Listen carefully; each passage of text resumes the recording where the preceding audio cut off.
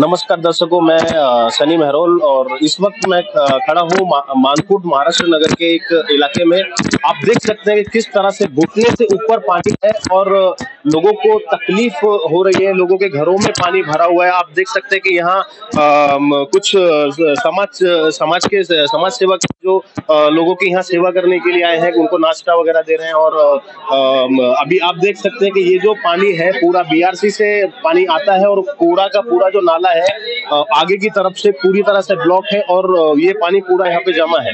हम आपको कुछ तस्वीर दिखाते हैं घर के अंदर की। देखिए किस तरह से हालत है घर के, घुटनों से ऊपर पानी घर के अंदर भरा हुआ है। और ये मैं जानना चाहूंगा कि क्या आप समस्या म्हणजे आम्ही आज 40 वर्ष इथं राहतोय। हे 40 वर्ष हे असंच चाललेलं आहे। सगळे येतात आणि आश्वासन देऊन आम्हाला फक्त जात आहेत, गटार साफ करतो, हे करतो, ते करतो, तुम्हाला बिल्डिंग मध्ये रूम देतो, काय देतो, पण आमची दरवर्षी अशीच हालत असते। आज मी 70 वर्षाची बाई आहे, म्हातारी आहे, एकटीच घरात असते, माझ्या बरोबर कोण नसतं। पण आज माझ्या कमरेच्या वर पाणी होतं, आता कमी झालेलं आहे थोडं थोडं पाणी। मग काहीतरी या शासनाने काहीतरी आमच्यासाठी सोय करावी। किती दिवस आम्ही अशी हालत काढायचे? नुसतं निवडणूक आली की आम्हाला वोट द्या, वोट द्या, वोट द्या, आणि बाकीच्यांनी काय करायचं? आम्ही अशा पाण्याने राहून आम्ही पोरं बाळा घेऊन, अपंग मुलं आहेत आमच्याकडे सुद्धा राहायला। अपंग एक मुलगा आहे आमचा 16 वर्षाचा, तो हालत नाही। या पाण्यातून आम्ही कुठे घेऊन जाणार त्याला? काहीतरी लक्ष द्या।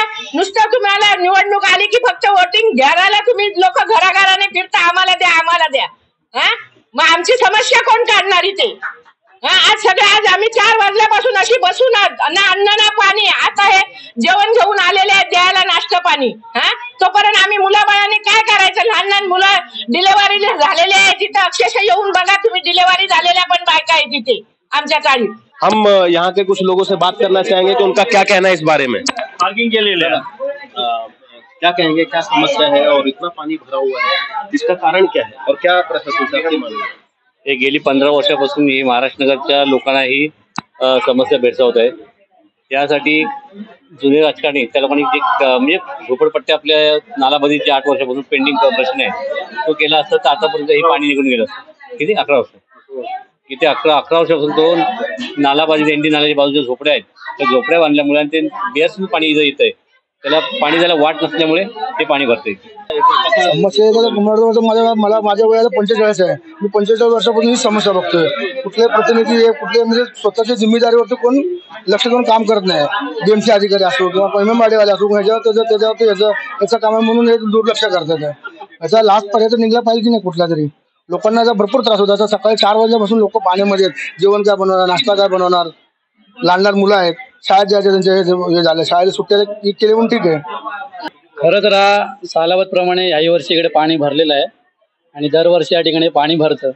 प्रशासनाचं या ठिकाणी दुर्लक्ष आहे, कारण मेन मूळ मुद्द्याला कोण हात घालत नाही। पाणी काय येतं त्यापर्यंत कोण पोहोचत नाहीत, त्यामुळे ही अशी अवस्था झालेली आहे।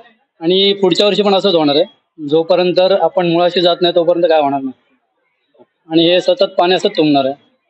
कसं की ही जी गटाची समस्या आहे वर्षानुवर्षीची आहे। हा नाला शिफ्टिंगचा विषय आहे तो प्रलंबित आहे आणि याच्यावरती मागील लोकप्रतिनिधी असेल किंवा सगळे प्रयत्न करतात, का विलंब झाला आजपर्यंत समजलेला नाही। आता हा राजकारणाचा विषय त्याच्यात आम्हाला पडायला नाही, पण सध्या वस्तुस्थितीमध्ये जे लोकांना अडचणी आहेत, रात्रभर लोकांच्या घरामध्ये पाणी शिरलेलं आहे आणि लोकांचे कपडे कपाट बंधून पाणी, गॅस सिलेंडर वगैरे सगळ्यामध्ये पाणी गेले, फ्रीजमध्ये पाणी गेले, लोकांना खायला वांदे झालेले आहे। त्याच्यामुळे शिवसेना उद्धव बाळासाहेब ठाकरे शाखा क्रमांक 143च्या वतीने आम्ही आता नाश्त्याची आणि जेवणाची व्यवस्था या ठिकाणी केलेलं आहे। याच्यामध्ये ही तात्पुरते हे आहे, पण आमचा प्रयत्न असेल की सन्माननीय आमचे खासदार अनिल देसाई साहेब यांना हा विषय आम्ही सांगितलेला आणि या वर्षीच आपण ह्याच्यावरती कायमस्वरूपीचा पर्याय काय तोडगा काढू शकतो हे आम्ही ह्या वर्षी करणार आहे। त्या प्रमोदजी शिंदे आमचे विभाग प्रमुख आहेत, ते कंटिन्यू आमच्या संपर्कात आहेत आणि या सगळ्याची माहिती ते घेत आहेत आणि हा प्रोजेक्ट का रखडला आहे आणि ह्या लोकांची समस्या कायमस्वरूपी सोडवण्यासाठी शिवसेना उद्धव बाळासाहेब ठाकरे कटिबद्ध असेल। याच्या पहिले जे जिम्मेदार राहील ते पूर्ण बीएमसी महानगरपालिका राहील, कारण की त्यांच्या अखत्यारीत हा नाला प्रोजेक्ट येतोय।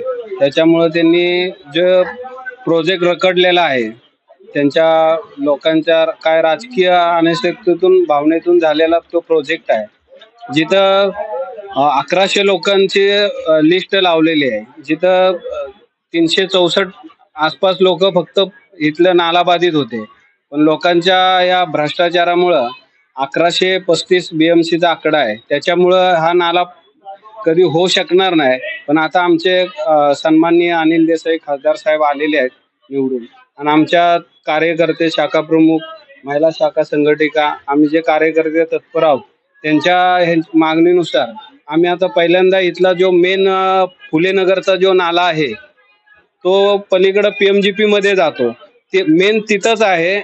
तो नाला जर आम्ही खासदार साहेबांना सांगून तो जर नाल्याचं काम केलं तर इकडचं बरचसा म्हणजे 60% जे पाणी साठतंय ते कमी होऊन जाईल, आणि बाकीचं हे रेल्वेच्या ह्याच्यातून नाला रुंदीकरण करायचं, आणि भाजी मार्केटच्या इथं जो नाला जो झरीना बेगमच्या टायमाला बांधलेला आहे तिथपासून इथं त्या नाल्याची नीट साफसफाई पण नाही झालेली आणि नाल्याचं रिनोव्हेशन नाही झालेलं, ते गरजेचं आहे करण्याचं. तर आता आमच्या खासदारांच्या माध्यमातून आम्ही त्या कामासाठी वळू आणि लोकांना जेवढा दिलासा देता येईल तेवढा आम्ही देऊ.